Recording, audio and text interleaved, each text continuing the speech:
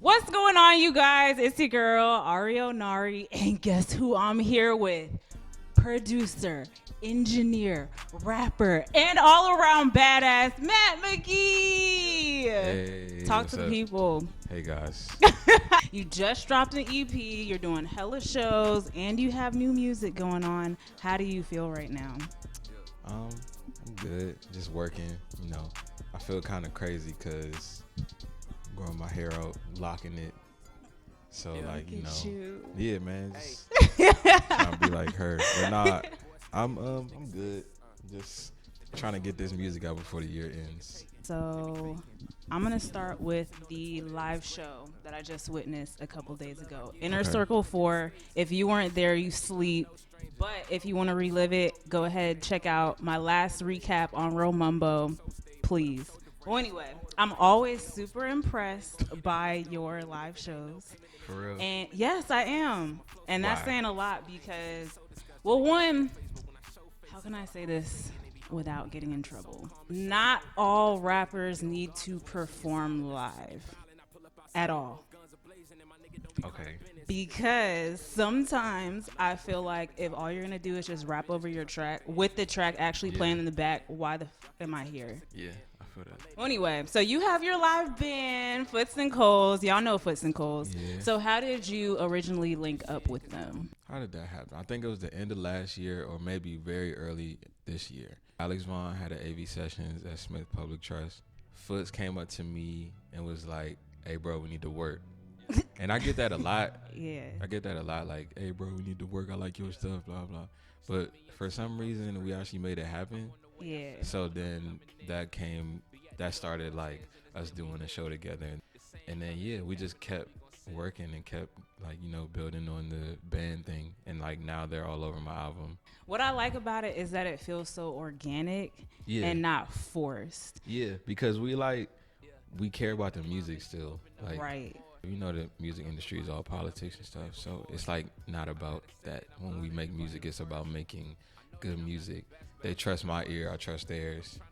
And like, you know, we just all put everything out there. All of your collabs seem very natural. Mm-hmm. So my follow-up question to that is, how do you decide who you want to collaborate with? I have to like you as a person. I don't make music just with anybody. Just think about it like this. When you're making music with somebody, you essentially have to break bread with them. Like, y'all are pretty much like, okay, when the song comes out, who's getting what split, whatever, who's getting the money. And I don't give money to niggas I don't like. I ain't mad at it. All right, so in an ideal world, who would you want to collab with? Anybody, dead or alive? Who would I want to collab with?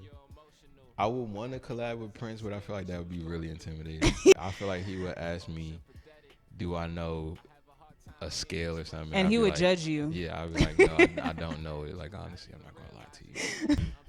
Who else? Somebody alive. Oh, Brandy. Yeah. Yeah, Brandy or Stevie Wonder or both. Both. Yeah. What's in your playlist right now? I can't even think of it right now. I would literally have to look. My phone's over grab there. it real quick. What's on my playlist right now? I just added a lot of Jay-Z to my Apple Music because it wasn't on there at first. And why? Because, you know, you got the title shit. So like, True, it wasn't in Apple Music's database, but now it is. So Blueprint and the Blueprint 2, Thundercat, Jimi Hendrix, this South African DJ duo. Okay. Kabza De Small and DJ I don't know how to pronounce this. Sorry. A couple of the songs off Summer Walker's joint. Pee Wee Longway. Gotta have the Pee Wee. rMell. Okay, the homie. Matt McGhee. Of course. This artist that's new to us, Noel. I don't know if anybody's familiar, but no. I produced and co-wrote this song for her called Ring My Line, and it's tight as shit, and she's down with Graham now. So, yeah, it's tight. We gonna plug that. Yeah, plug that. No, oh, Moonchild. They don't have no new shit. Yeah, they haven't dropped, but they actually about to drop something in 5 days or 4 days. I'm a really big fan of theirs. I just got hip to Moonchild like 3 days ago. I got hip to them 2 weeks ago. They're awesome. Yeah. I love them. But you want to know what's in my playlist? What's up? Maybe. Oh, my project. Yes. So we're going to transition to that. All right. That's also in my playlist too. So. Because it's supposed to be. But okay, go ahead. So I have to let the kind folks know at home that maybe is an EP and not an album. It's not the album. This man had to get me all the way together about that. So Matt, what's the difference between an EP and an album? The difference is what I call it. Ooh. This could have been the album. The EP is 9 songs, and somebody told me that that's a lot for an EP, but like, so what? And the album could have been 9 songs, but this isn't the album. It's not even album content, I don't think. There isn't one specific focus.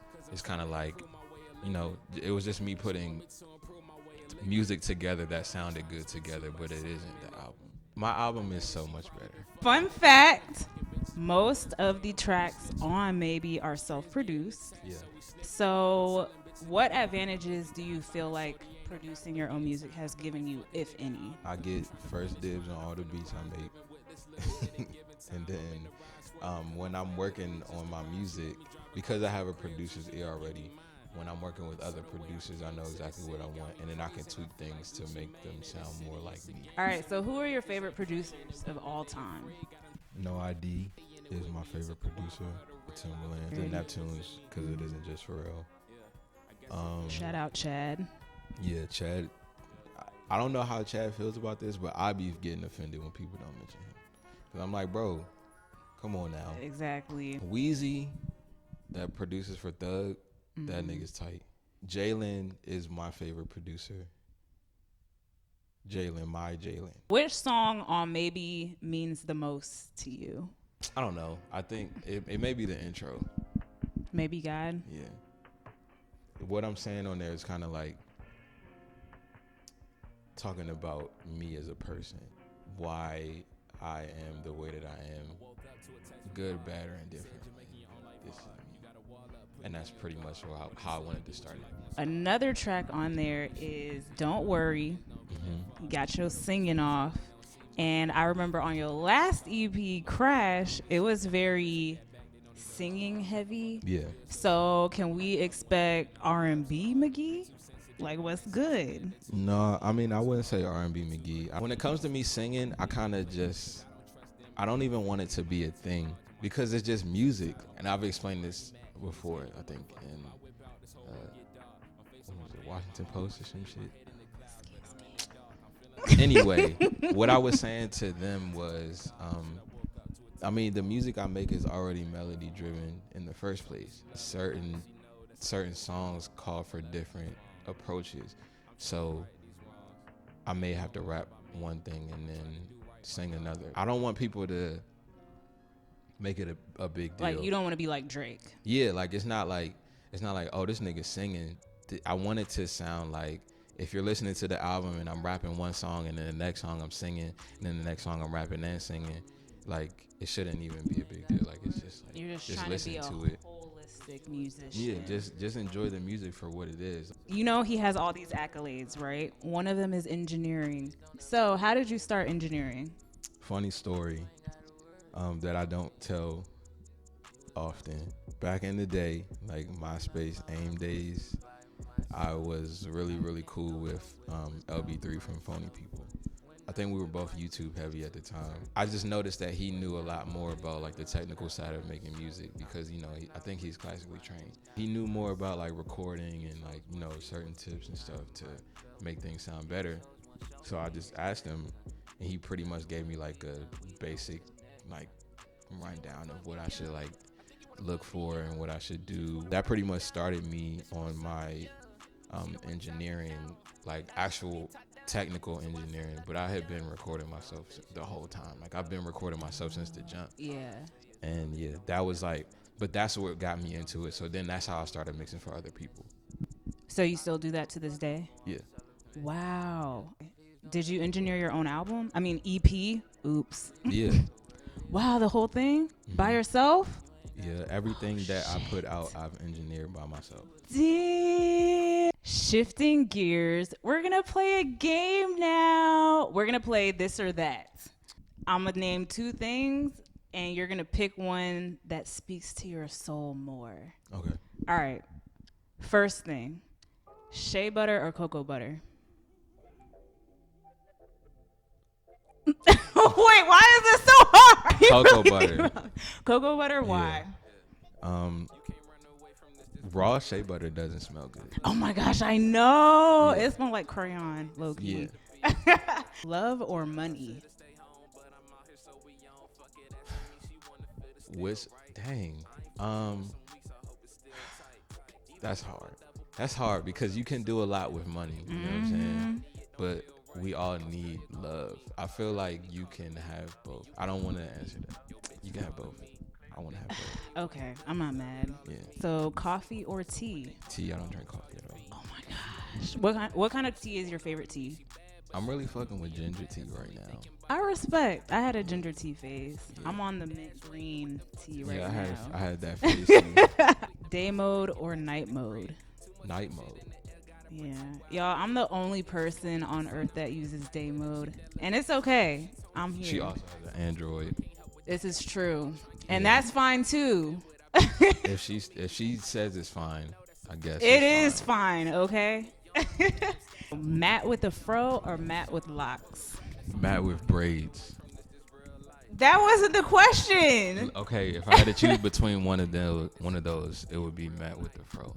Just because I haven't gotten used to having locks yet. This is like my 4th time growing my hair out. I definitely tried to lock my hair before, and I just didn't have the discipline to do it. But I feel like now I'm trying to like psych myself into being comfortable wearing my hair out right now. So that's why my hair's out. That's why I don't have a hat on or my hood on. I'm trying to psych myself into thinking I look okay. You look okay. Yeah, thanks. So, are you an extrovert or an introvert? I'm an introvert that has to be extroverted when I don't feel like it. Which leads me to my next question. How do you navigate the music industry as an introvert? I feel like I'm doing such a terrible job at it. Like, the reason why I feel like I'm doing a terrible job is because, like, people always be like, you gotta make people remember you because, like, that's how you stick in the front of their mind, and then they're gonna ask you to do things as opposed to asking other people because blah blah. And I'm like, yeah, that makes sense, but like, I don't. And when I meet people, I just like scan everything. Like, I just read the room, read their body language, read how they interact with other people. I've always been very observant, but that comes off as like, sometimes people may think that I'm standoffish or I'm like socially awkward or I feel like I'm better than people or something like that. But that's not the case. I'm just like, just trying to figure out if you're even somebody that I want to give my energy to. You only have one time to make a first impression. So like, I may never see these people again, and then their only impression of me is the nigga that didn't talk.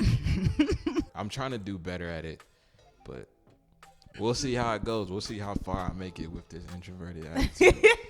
Now we're gonna shift to the new album. Mm-hmm. What's that hitting on? Tell us about that. It's heavy. Heavy. Yeah, it's like I'm talking about a lot of things. I'm talking about love. I'm talking about the loss of love. I'm talking about the loss of life, navigating through life, fucking gentrification to self-doubt to suicide. Oh my God. Not saying that I'm suicidal because I'm not, but that's something that has been coming up a lot in my life, and I feel like I have a duty to speak to people that I care about, right, that are going through shit. And I feel like if I speak to them, then I can reach a lot more people. And the way that I want to help the world out is through music, and just, you know, just trying to put positive messages out there. So what's the name of the album? Can we get that, please? The album is called Where You Are. Where You Are. What does that like mean as far as the messaging? The whole thing is where you are isn't where you'll always be. If you're fucked up right now, if things are going really bad, things could change and get better. Or if things are going really good, things could go bad in an instant. And what you need to do really is just stay grounded for whatever change may come, because change is inevitable.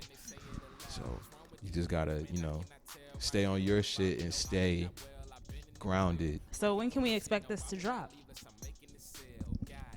I have an idea. You killing me right now. I have an idea, but I just haven't announced it yet. I'm letting maybe rock for a little bit longer before the year's over. Okay. I'll accept that. Yeah. All right, plug yourself. Where can the people find you on social media? Matt McGhee. MattXMcGhee.com. Matt McGhee on Twitter. MattMcGhee. Matt X McGhee on Instagram. Gram.international or gram.intl on Instagram.